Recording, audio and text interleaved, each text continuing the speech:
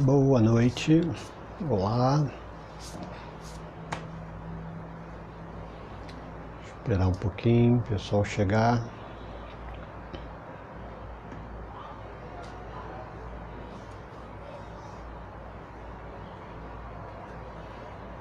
Boa noite, Mari.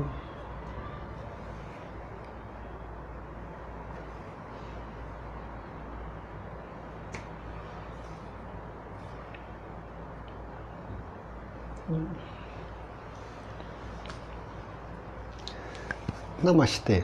Boa noite a todos. Obrigado pela presença. Vai ficar gravada a live, fica salvo aqui. Então depois, quem for chegando depois pode escutar mais à frente.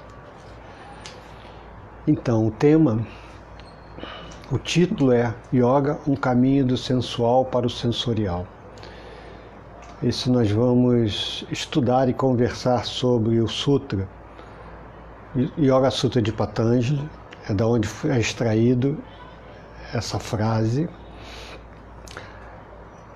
Na primeira sessão, Sutra 35, nós vamos falar do 34 e do 35 Sutra.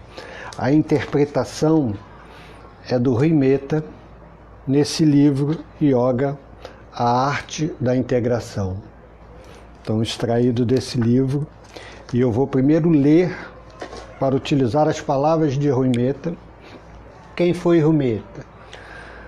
Rui Mehta foi um teosofista indiano, conhecido por seu trabalho como educador, conferencista, escritor e ativista social que trabalhou com Mahatma Gandhi. Ele serviu como secretário internacional da Sociedade Teosófica e como secretário-geral da seção indiana. Então esse foi Rui Mehta, a interpretação é dele, do que nós vamos ler. Sutra de Patanjali, Yoga Sutra de Patanjali é o que norteia a nossa prática do yoga, seria o aspecto, seria a Bíblia do yoga, vamos dizer assim, uma delas, né? Temos outras, mas essa é a principal, então nós vamos falar sobre isso. Eu não sei bem, mas eu tenho a impressão, talvez seja uma interpretação polêmica, porque eu já ouvi dizer, uma vez eu fiz um comentário dessa frase, né? O caminho do sensual para o sensorial, e me foi dito, isso deve ter sido erro de tradução. Eu não sei, dificilmente uma interpretação do Rui Mehta seja equivocada. De qualquer forma, é esse que nós vamos trazer e conversar. E por quê que eu trouxe esse sutra? Por que nos interessa nesse momento?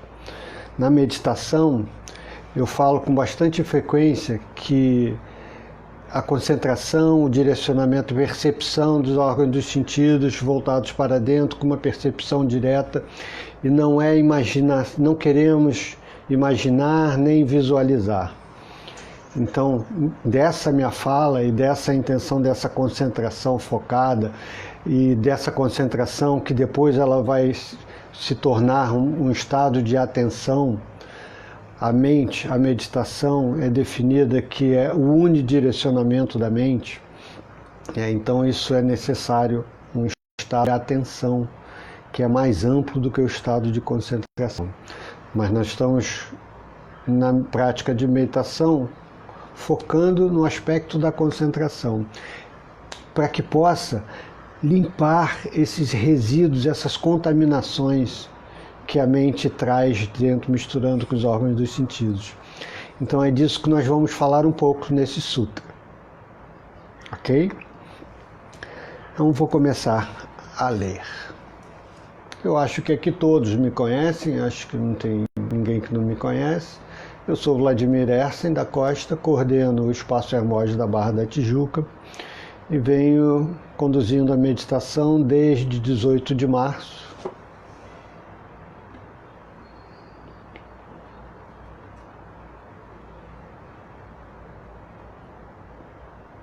Só um minuto que a conexão está alterando, eu vou ajustar aqui.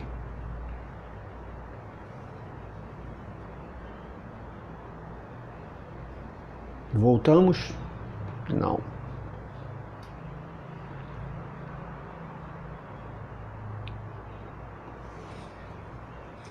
Voltou, pausou, normalizou? Acho que sim, né? Ok. Então vamos. Bom, então, se alguém não me conhece, sou Vladimir Essen da Costa. Desde 18 de março estamos praticando a meditação ininterruptamente, de domingo a domingo, 2 vezes ao dia, 10h30 da manhã e 8h30 da noite. Todas as atividades oferecidas são atividades gratuitas com a possibilidade da contribuição solidária. Dessa contribuição solidária que está vindo nosso sustento. Todas as nossas contas, aluguel, plano de saúde, eu tenho uma receita médica de um cardiopata relativamente cara, todas as despesas estão sendo cobertas com a generosidade humana, com contribuições solidárias que têm chegado e as contas estão pagas, não estamos devendo. Então esse é um pouquinho de mim. Então vamos, o Sutra 34, eu não vou ler em sânscrito, eu não sei sânscrito, línguas para mim são difíceis, então eu vou me ater na leitura em português, já da tradução. Sutra 34 fala assim: a tranquilidade da atenção unidirecionada torna-se possível, em parte, por meio de uma respiração regular. Nesse momento, na nossa prática da meditação, nós estamos com a introdução da respiração coerente, depois passamos por um estado de concentração no ponto entre as sobrancelhas. Patanjali diz que, através da exalação e da retenção da respiração, pode-se conhecer, até certo ponto, o que é tranquilidade.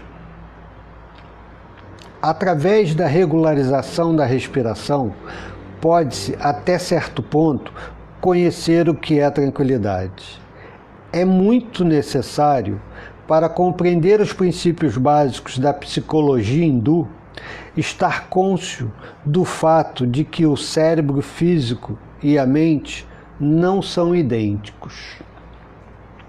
O cérebro é apenas um instrumento da mente. Então, é importante já ir entendendo qual é o ponto de vista, qual é o olhar dentro dessa psicologia hindu.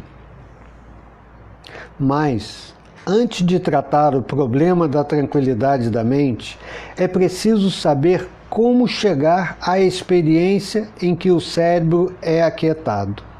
Neste e no próximo sutra, Patanjali trata da quietude do cérebro. Por meio de uma regulada respiração, pode-se experimentar por si mesmo como o cérebro torna-se livre de tensão e, portanto, capaz de chegar a um estado de quietude. Então, esse estado de quietude pode ser atingido por meio de uma respiração regulada. Quando o cérebro sente-se leve, é capaz de funcionar com grande eficiência. O cérebro tem uma dupla tarefa. A primeira é coordenar os dados dos sentidos, de modo a transformá-los em percepções. E a segunda é tornar-se um instrumento para a comunicação das instruções da mente. As duas funções do cérebro: coordenar os dados vindos dos órgãos dos sentidos, de modo a transformá-los em percepções. E a segunda, tornar-se um instrumento para a comunicação das instruções da mente. No intervalo entre estas duas funções, o cérebro alcança seu estado de maior eficiência. A regularização da respiração tende a criar este intervalo, não importa a duração deste. Esta questão será compreendida mais claramente quando considerarmos o tema pranayama na segunda sessão. O controle da respiração, mesmo em sua forma mais simples, cria uma pausa na atividade do cérebro e nesta pausa o cérebro se renova. E aí nós vamos entender como isso acontece.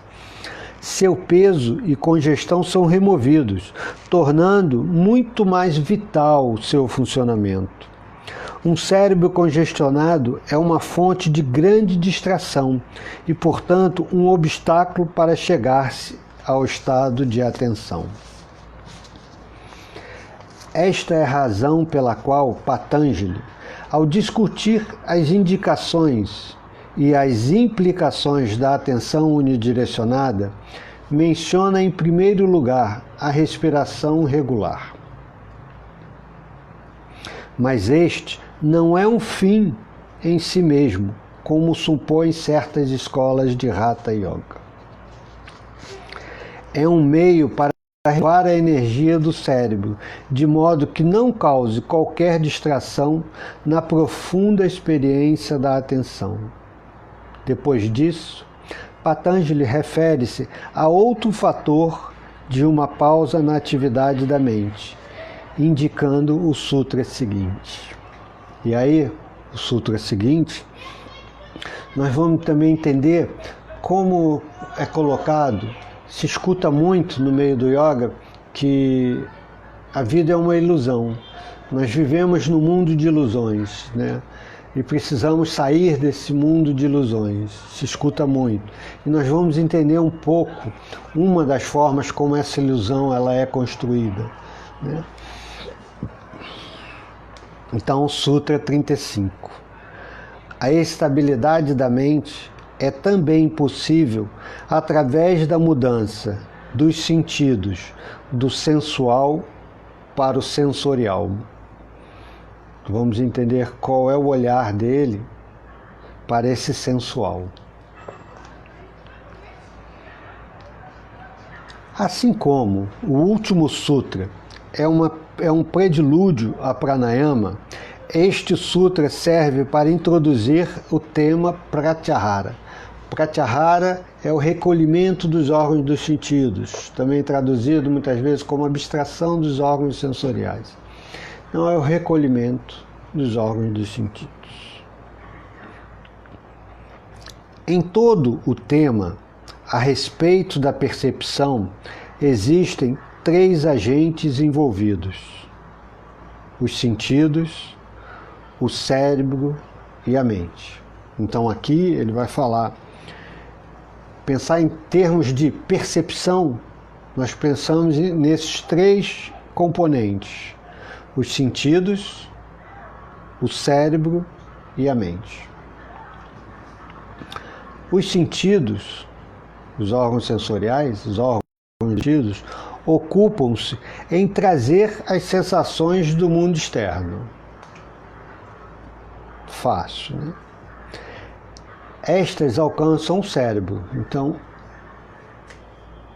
os sentidos captam as sensações do mundo externo e quem recebe essa informação é o cérebro, onde são transformadas em percepções. Com o surgimento da mente, a percepção torna-se um conceito. Esta é a cadeia normal da atividade perceptiva. Então, a cadeia normal, limpinha.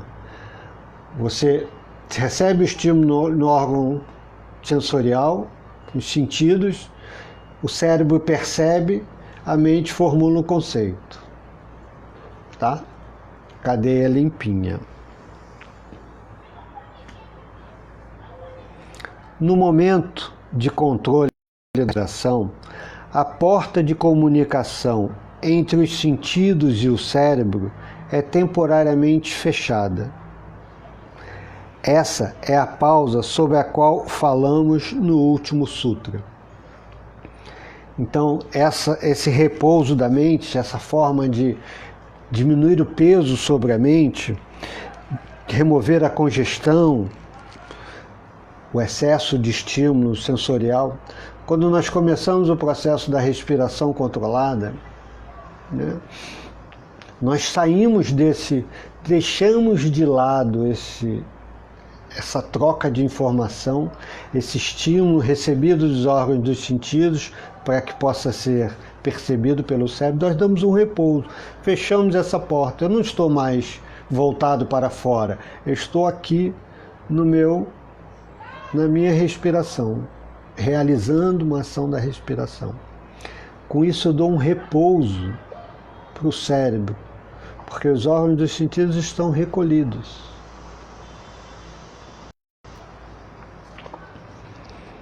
Eu acho isso muito interessante.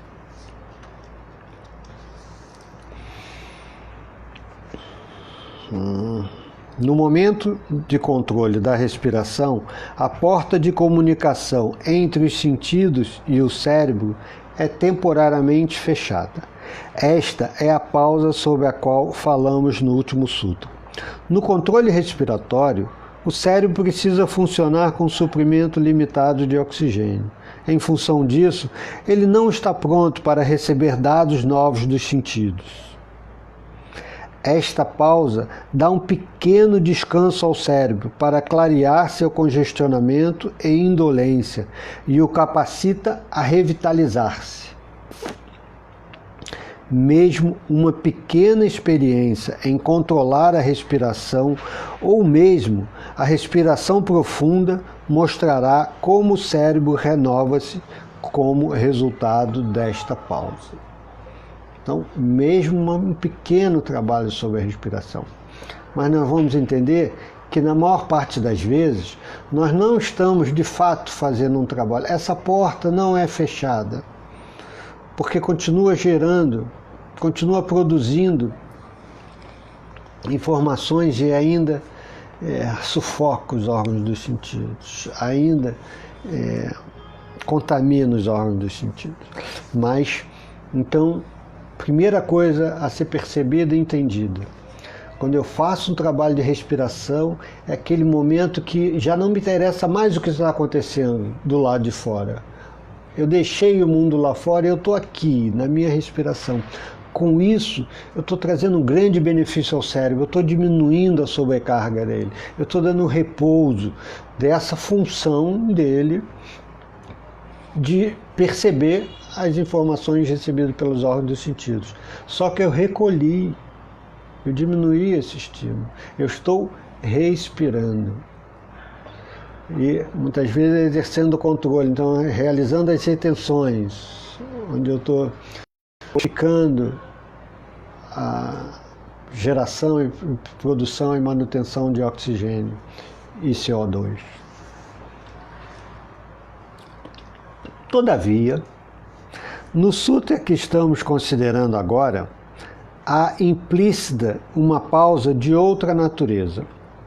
Não é a porta entre os sentidos e o cérebro que se busca fechar, mas a porta entre o cérebro e a mente. O que acontece entre o cérebro e a mente? O cérebro percebe, a mente formula conceitos, não é isso? Então nós temos sentidos, recebem informação, o cérebro percebe, a mente formula conceito. Em outras palavras, é uma pausa entre a formulação de percepção e a formulação de conceitos. Quando a mente, com seus conceitos, interfere precipitadamente, antes que o cérebro tenha completado sua percepção, o que ocorre é a indulgência dos sentidos. Aí começa a construção da ilusão, da fantasia, do preconceito, e assim vai, vamos entender isso. A indulgência não se deve à atividade dos sentidos. Ela surge devido à intervenção da mente na atividade perceptiva do cérebro. Antes que o cérebro conclua a percepção, chegou a informação nos órgãos dos sentidos, antes que o cérebro conclua a percepção, a mente já sobrepôs uma informação, uma interpretação. E aí gera uma indulgência nos órgãos dos sentidos. Ele acaba se submetendo, acaba entrando num estado de permissividade.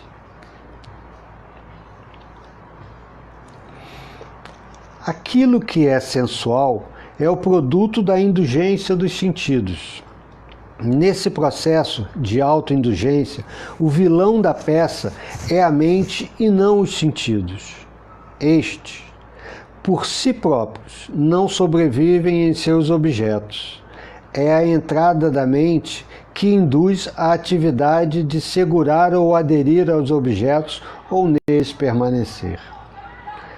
Neste caso, a mente, por assim dizer, forçosamente assume o funcionamento normal do cérebro, não lhe permitindo completar sua ação de gerar percepção. Entende? Porque é um exercício, e isso precisa ser um exercício assim, intenso. Percepção direta, percepção direta.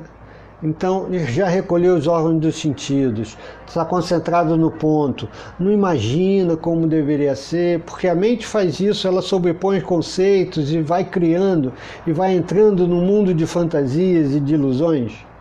Então nós precisamos ter o exercício de ter uma percepção direta e autêntica, verdadeira. Estou concentrado aqui no ponto entre as sobrancelhas, talvez eu sinta aqui quando eu direciono o olhar, tenho uma sensação assim, e não isso, aquilo.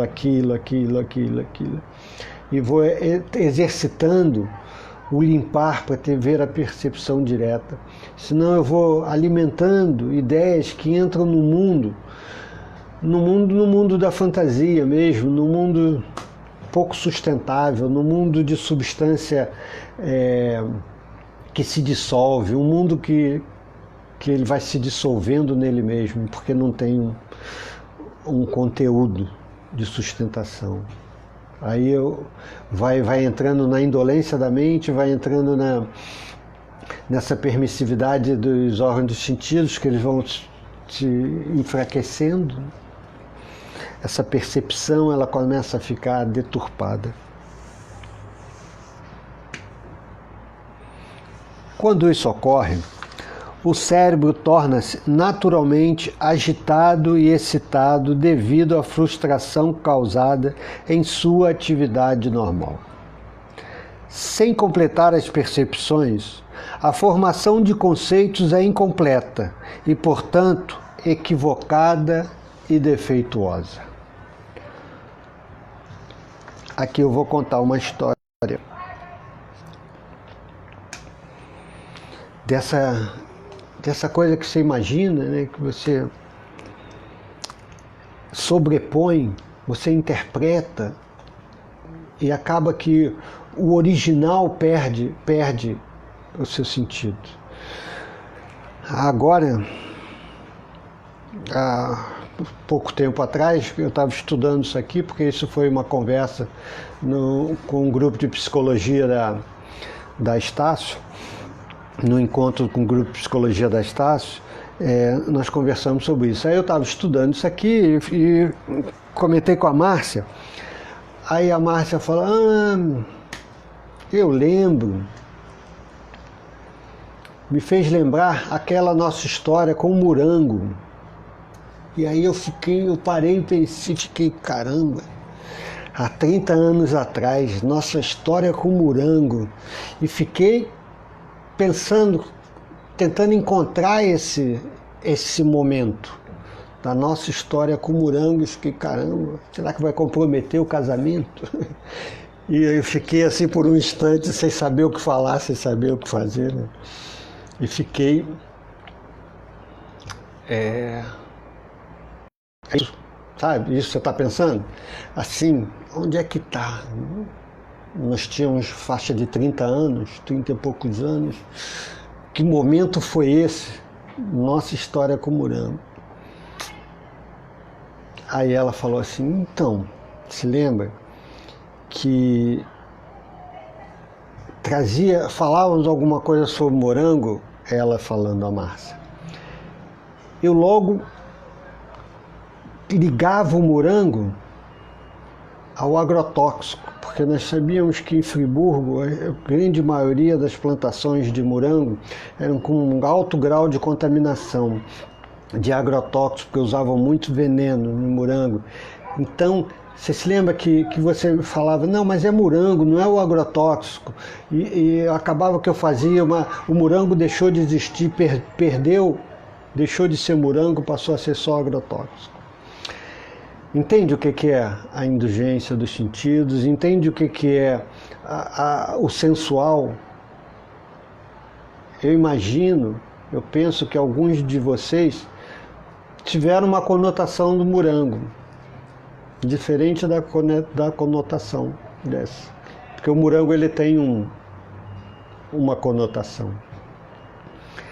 E esse é um mundo da fantasia, um mundo de interpretações defeituosas, contaminadas. Nesse momento a Márcia falava do morango, da relação com o agrotóxico, algo muito contaminado, não tinha nenhuma beleza, não tinha nenhum sabor agradável, não tinha aquele cítrico, e Friburgo tem morangos muito doces. Graças a Deus nós tivemos uma secretária de Agricultura que fez um grande trabalho de suporte técnico para os plantadores de morango, e o nível de agrotóxico caiu muito e ele deixou de ser aquele morango contaminado. E eu conhecia muito essa pessoa, e ela dizia, olha, até a fronteira de Friburgo com as cidades ao lado, eu posso te garantir que você pode consumir o morango, que o morango, não que eles não usem agrotóxicos, mas eles usam na dose certa, no tempo certo, quando colhe já não está contaminado. Então você pode. Enfim, mas alguns devem ter pegado a ideia da história, né? O morango remete para algum outro lugar, diferente do morango propriamente dito. E a coisa perde o que é a verdade, né? Cria num mundo de interpretações. Vamos continuar.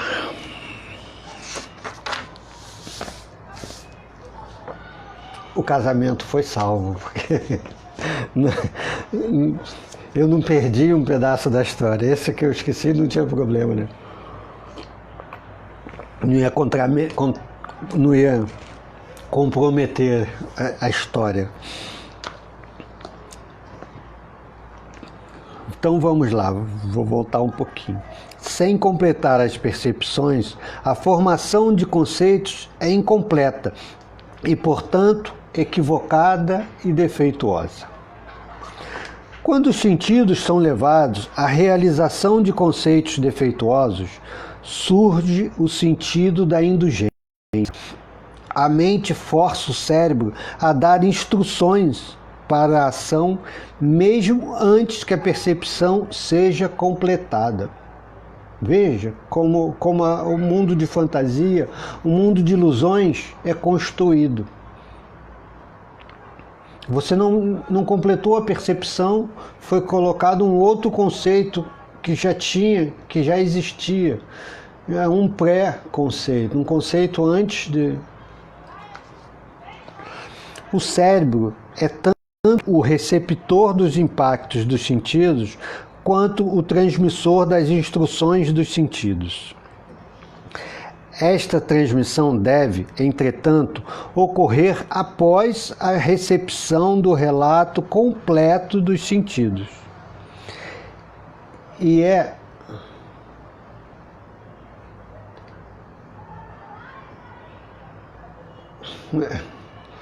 hoje estão melhores. Sim. Então vamos lá.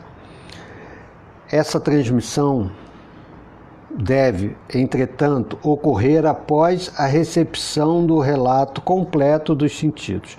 É a transmissão prematura, realizada sob o comando da mente, que cria o problema da indulgência dos sentidos, trazendo assim à existência o que é conhecido como atividade sensual.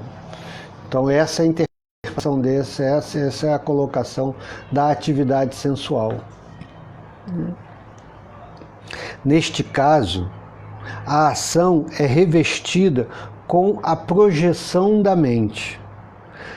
Quando se exige dos sentidos que vagueiem nas projeções da mente, nasce o sentido de indulgência. Esta é certamente a principal causa de distração que confere ao cérebro uma sensação de frustração. O Sutra acima afirma que para a experiência da quietude e tranquilidade, os sentidos deveriam mover-se do sensual para o sensório. Enquanto o sensual representa a ação da indulgência dos sentidos, o sensório indica uma grande receptividade na esfera da atividade dos sentidos. Então eu preciso ter isso limpo, essa percepção limpa. Ela não pode estar contaminada com interpretações. Imagina, nós que vivemos num mundo de ansiedade, quanta coisa é sobreposta, muito antes de se completar a percepção, quantas coisas. Nós interpretamos tudo nessa vida, tudo nessa vida. E em algum momento o yoga vai falar que o grande problema é que nós temos os conceitos já todos estabelecidos. Somos condicionados, os condicionamentos, porque vão estabelecendo interpretações, conceitos. Então eu olho o mundo, eu percebo o mundo a partir de conceitos já pré-formados ali, a partir de condicionamentos, experiências e tal. Então não é um mundo real que eu vivo, não é uma percepção clara. Por isso que é importante esse exercício na meditação de ficar só percebendo o que é de fato, lidando com autenticidade, com veracidade, com verdade para com você mesmo e percebendo, para poder ir limpando e trazendo clareza. Tem uma meditação que é muito falada, que é net. Tudo que vem à mente você diz isso não sou eu, isso não sou eu, isso não sou eu. Tudo isso é impressão da mente, tudo isso é percepção deturpada, até limpar. Então, vamos continuar.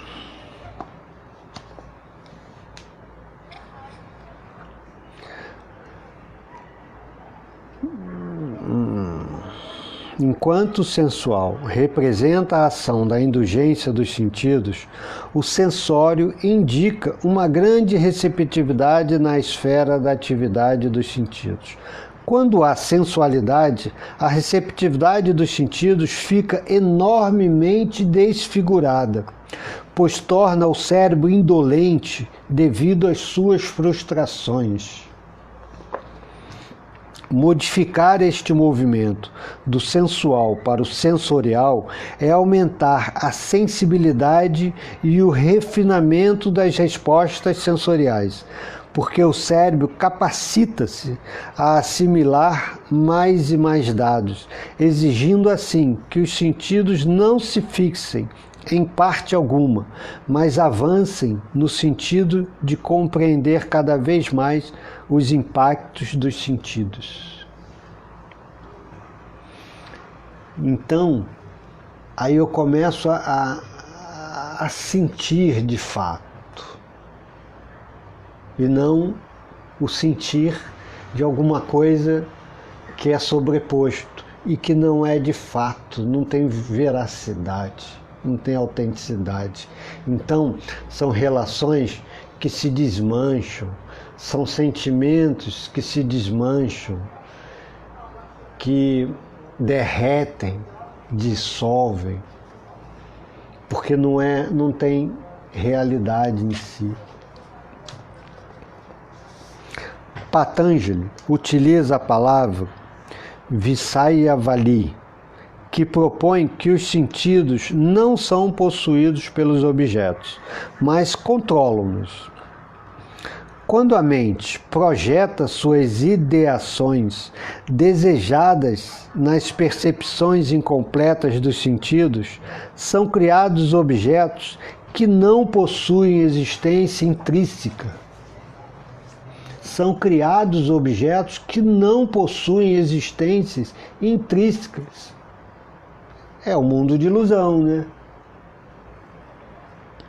Nesta condição, a mente força os sentidos a se demorarem no campo dos objetos que não têm objetividade real. Será que alguém conhece isso? Será que nós conhecemos isso? Quantas vezes a mente fica e vai e volta, fica um disco arranhado, voltando na mesma historinha que nem real é, que não tem nem veracidade, mas a mente fica ali, um disco arranhado que vai e volta, se detém ali, sendo que não é nem algo real. Dessa forma, os sentidos são possuídos pelos objetos da mente. É isso que cria a atividade sensual. Aí a mente, essa atividade sensual, há sempre uma busca por prazeres ocasionados pelos sentidos, né? Essa é uma definição da atividade sensual. A busca os prazeres ocasionados pelos sentidos. Então, vai criando alguma coisa que possa ser constituído do prazer, ou, que muitas vezes é pior, também cria alguma coisa que possa imaginar que gere dor e gera uma aversão. Então fica polarizando na busca de perpetuar o prazer e na busca de afastar, negar, distanciar a dor. Só que nada disso tem sustentação real.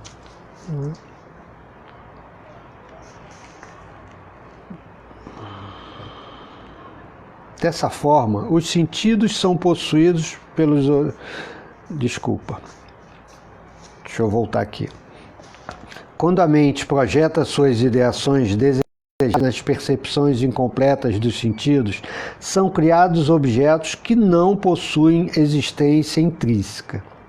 Nesta condição, a mente força os sentidos a se demorarem no campo dos objetos que não têm objetividade real. Dessa forma, os sentidos são possuídos pelos objetos da mente. É isso que cria a atividade sensual. Mas, quando os sentidos, ao invés de serem possuídos pelos objetos da mente, tornam-se seus possuidores, libertam-se de seu domínio. Quando isso ocorre, o cérebro funciona novamente com seu potencial pleno, capacitando os sentidos a se moverem para trazer mais dados e não se fixar em parte alguma. Ao ocorrer uma pausa entre a formação de percepções e a formulação de conceitos, que é o movimento do sensual para o sensório, o cérebro aquieta-se e remove o congestionamento e a indolência. Esta revitalização do cérebro é de grande auxílio para tratar o problema das distrações. Então é isso que eu queria conversar. Vamos resumir, não tem ideia quanto tempo tem. 6h30, tem bastante tempo, tem 20 minutos. Bom, vamos entender, voltar um pouquinho a essa mecânica. Percepção, 3 elementos que participam da percepção. Os órgãos dos sentidos, traz de fora para dentro, essa informação chega ao cérebro, que é quem produz a percepção. A partir da percepção, a mente formula um conceito. Essa é a percepção clara, direta, limpa. O que ele chama de sensual é, no momento da percepção, antes da percepção ser completada, O estímulo chegou, antes de eu completar a percepção, eu já interpretei com algum conceito da mente que se sobrepõe. Essa percepção não é concluída. E aí a mente cria uma outra percepção, a partir de algum conceito já formulado. E assim nós vamos percebendo o mundo. Assim nós vamos percebendo o mundo, a partir desse conceito que se sobrepõe à percepção. Então, a percepção é defeituosa, a percepção é contaminada, não é real e ainda fica sendo sustentada. E assim nós vamos construindo o mundo. E assim nós vamos nos relacionando. Eu acho que não é novidade para ninguém, acho que todos nós já passamos por alguma coisa assim de formular um conceito de alguém, de uma pessoa, e criar uma imagem e criar muitas coisas. E depois, de fato, quando você conhece, de fato, não é nada daquilo no qual você imaginou que seria. Então nós entramos num mundo de imaginação que não é um mundo, não é uma imaginação pura, é uma imaginação a partir de conceitos, na verdade são os preconceitos que vão se sobrepondo e vão construindo um mundo à parte. Um mundo com pouco conteúdo real. Um mundo de interpretação. Todos nós sabemos que cada um aí do outro lado da tela interpreta de uma forma o que acontece. Tem um sentimento, uma sensação, cada um tem. O que se busca é ir limpando essas interpretações para ter uma interpretação, uma percepção, já não é interpretação, uma percepção direta e clara. Para muitos, num momento desse, o yoga começa a ter assim um aspecto de muito frio, muito seco, não tem aquela coisa romântica no qual eu boto um monte de florzinha para cada desencanto, para cada desilusão, eu boto uma florzinha, boto debaixo do tapete, bonitinho, com quadrinho. Aí, para muitos, nesse momento que o yoga traz alguma coisa, olha como é assim, não é assim, mais ou menos acolá, e vamos acomodar de um modo, não. Eu não gosto de que o outro seja como ele é, mas ainda assim eu preciso acomodar no meu coração, respeitar como o outro é. Não é como eu gostaria que fosse, como dentro dos meus conceitos, dos meus valores, das minhas crenças, eu crio uma imagem porque o outro deveria ser assim. Não, é como é e pronto. Não tem decepção. Não tem frustração, é como é. E aí nós vamos criando um monte de fantasias e floreando um monte de coisa que você não vai chegar a um determinado momento que você não vai ter como continuar sobrepondo conceitos. Vai nascer, crescer, amadurecer, envelhecer, ficar decrépito e morrer. Vai. É assim. Não adianta botar florzinha. Então tem um olhar mais... a vida, ela é a vera, ela não é café com leite. Não tem uma relação de vida, numa brincadeira, nos colocando como café com leite na brincadeira. Não tem jeito, é sempre a vera. Então a verdade, a veracidade, ela precisa estar presente na nossa vida. E eu preciso desenvolver, treinar. Isso não estamos falando que seja, não é nada simples, mas eu preciso treinar a ver com mais clareza. Sabe, acho que todo mundo conhece a história da corda e da cobra, né? Ou do graveto da cobra, né?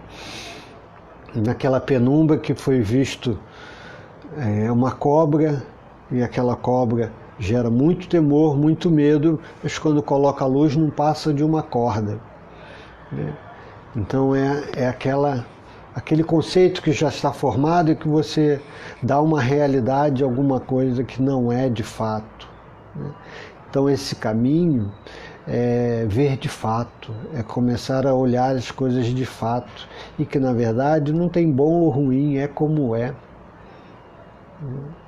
A vida é como é, as coisas se apresentam como são, né? Não adianta tornar romântico. Aí, tendo claro isso, tem um valor imenso fazer uso, treinar, exercitar a imaginação. Mas imagina que você levou o seu amor, acolheu e abraçou seu amigo que está lá do outro lado do planeta. A imaginação é isso. Eu vou imaginar meu amor chegando ao meu amigo que está lá do outro lado do planeta. É isso. Mas o que acontece é que isso se perde no meio do caminho e vai para um monte de lugares. E eu acabo entrando num lugar, num mundo que se perde o objetivo. Visualize. Tem uma prática de um relaxamento, que é da prática dos ritos tibetanos, que chama pranificação, que nós visualizamos setas de luz entrando no corpo. Para mim é alguma coisa muito difícil ficar na visualização concreta, porque não adianta visualizar essas setas, que são setas de luz que não estão em lugar nenhum. Não, visualizar a seta de luz que chega na pele, planifica a pele, a seta de luz que chega no músculo, a seta de luz. Então a visualização fica ali, ela não fica perdida, não entra no mundo de distração. A prática do yoga, todo o trabalho do yoga, é dissolver os centros reativos da mente, essas oscilações da mente, e trazendo percepção clara, direta, aquilo que é de fato. E aí precisa ser simples. Então, quando eu estou concentrando aqui, eu estou concentrando aqui. Eu não estou concentrando aqui porque aqui tem um raio de luz que vai expandir esse raio de luz, que vai me trazer um escudo de proteção. Esse escudo vai espantar todos os demônios que estão à minha volta. Entende? Que aí a mente vai para um lugar que não é lugar nenhum, que se dissolve, que não tem sustentação. Então, primeiro eu preciso construir essa estrutura no cérebro, essa minha capacidade de estar presente ali.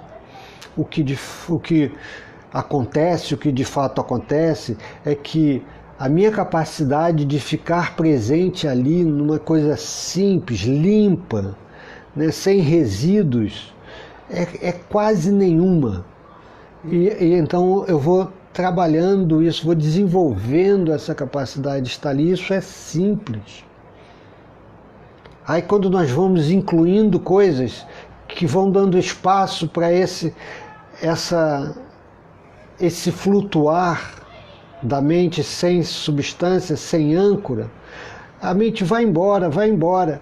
E aí o que nós vemos aí muitas práticas cosméticas que tem só essa função de dar uma maquiadinha, de botar um brinquinho, um batonzinho, um blush, ficar coradinho, só que quando lavou, acabou. Não, a prática dá trabalho. é dito, prática do yoga, um sutra de Patanjali, diz que a prática precisa ser contínua, ininterrupta e com ardor.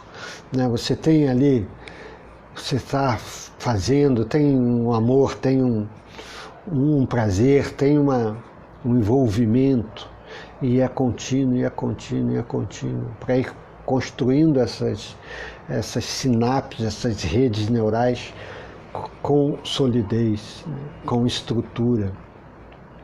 Aí nós temos viagens maravilhosas, né? Porque nós percebemos aqui dentro tem um mundo de beleza, tem um mundo de quietude, tem um mundo de estabilidade e tem muita dinâmica aqui dentro acontecendo, né? De uma beleza, de uma ordem, de uma sabedoria indescritível. Então, mas aí não é uma construção, é uma percepção, é uma lapidação do sentido, do sentir. E aí a percepção fica tão refinada que tudo tem uma beleza. Aí você vê poesias do professor Hermógenes que fala da florzinha roxa na beira da estrada, que todos passam e nem percebem, alguns pisam, e ele se senta ali ao lado para ficar ali contemplando, né? O nível de sensibilidade é tão refinado que percebe beleza naquela florzinha roxa ali na beira da estrada que ninguém percebe. Então começa a ter um refinamento do sentir. E aí esse sentir é um sentir, né? Porque não é um sentir que foi só uma sobreposição de conceitos já formulados, que a percepção não aconteceu assim de maneira clara, de maneira limpa. Não. E aí em cima de tudo isso tem a frustração do cérebro, que ele está sendo transformado numa outra coisa. Tem a indulgência dos órgãos dos sentidos, né? Que se submetem a essa sobreposição de um conceito formulado pela mente, e ele acaba sendo permissivo com isso, porque ele não tem como modificar isso, e o cérebro que está ali no meio do caminho deixa de receber a frustração, ele deixa de receber a informação como ela é, passa a receber uma outra sobreposição e ainda tem que executar isso. Então isso tudo começa a ter uma vida construída que, no fundo, nós sabemos que é uma vida irreal, falsa, uma vida de ilusões, porque no fundo tem a presença do observador, que não se modifica nada disso. No fundo, eu sempre sei, eu sempre tenho a realidade dentro de mim, mas está toda misturada com isso. E o que vai acontecendo, isso é um processo muito delicado, um processo muito refinado, assim. O que vai acontecendo é que essa percepção vai sendo lapidada e nós vamos tendo um pouco mais de tranquilidade para procurar ver que não, eu estou interpretando alguma coisa, peraí, deixa eu perceber isso como é de fato. Quantas informações nos chegam dos outros, nós damos uma realidade, passamos, e depois nós vamos pegar o fiozinho, essa informação não é uma mentira, mas ela foi interpretada por uma pessoa. E essa interpretação tem uma conotação um pouco diferente de como ela saiu da origem dela, né? Então, pegar o que é de fato e não o que me chega ou que eu simplesmente interpreto é muito importante. É muito importante. Nós começamos a limpar um pouco, e aí a vida começa a ficar repleta, ela vai se tornando uma expressão da veracidade, da verdade, da autenticidade. E o que é mais bonito de tudo isso Aí o yoga vai dizer, as escrituras vão dizer que a natureza do ser humano é Satitananda, verdade, consciência e bem-aventurança. E aí, quando você começa a limpar esses resíduos, essa contaminação de sobreposição do sensual, que ele chama aqui de sensual, você começa a entrar e a perceber aquilo que é mais autêntico, que é verídico, que é real, que é a amorosidade do ser humano, que é a generosidade humana, que é o altruísmo, é o amor presente em todas as coisas. Sai Baba se referia a qualquer pessoa como uma manifestação do amor divino. Ele sempre se referia ao outro, a qualquer um, como uma manifestação do amor divino. Quando você começa a limpar esses jeitos de interpretação e começa a ver o que é em verdade, você vê, é uma manifestação do amor divino. Então, tem muitos mundos, tem muitos universos dentro de nós. Nós temos percepções e cada um tem uma percepção. Mas isso é uma camada, é aquela superfície do lago que movimenta, e um vê uma onda, outro vê uma marola, outro vê e quando desce um pouquinho, lá no fundo do seu coração, é tranquilidade, é paz, é serenidade, é bem-aventurança. E quando você começa a diminuir essas interpretações contaminadas, você começa a ver, a entrar em contato com essa realidade, que está presente o tempo todo, nunca deixou de estar presente, nem nunca vai deixar de estar presente. Por isso que esse observador que há em você, ele não modifica, ele não oscila, ele observa. Isso que há em você, que é capaz de observar no momento que você está chorando, também é capaz de observar da mesma forma no momento que você está sorrindo, no momento que você está aflito, no momento que você está num estado de quietude. Ele está ali observando e te diz, poxa, agora está quietinho, né? Agora você está agitado, agora você está assim, tá, sabe? Está ali. E essa é a base, é o real. Aí tem uma oração que pede, ó Senhor, do irreal nos conduz ao real, das trevas nos conduz à luz, da morte à imortalidade. Asatoma Sadgamaya Tamasoma Jyotirgamaya Mrityurma Amritam Gamaya.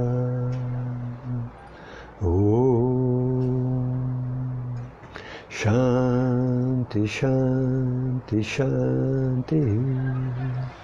Essa é a oração. Ó Senhor, do irreal nos conduz ao real, das trevas nos conduz à luz, da morte à imortalidade. Então é isso que eu queria compartilhar com vocês hoje. Então, de uma maneira bem simples, vamos treinar, praticar, apenas simples, concentrou, e aí observa, sensações vêm, o sentimento, a percepção começa a ficar, começa a surgir, a ter mais clareza. Eu sinto, e eu percebo que sinto.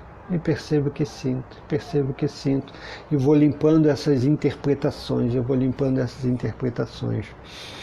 Um pouco mais à frente, agora diante dessa troca de ação, vamos ainda ficar um tempo, e aí um pouco mais à frente, nós vamos voltar a conduzir da concentração para o coração para poder expandir. Namastê.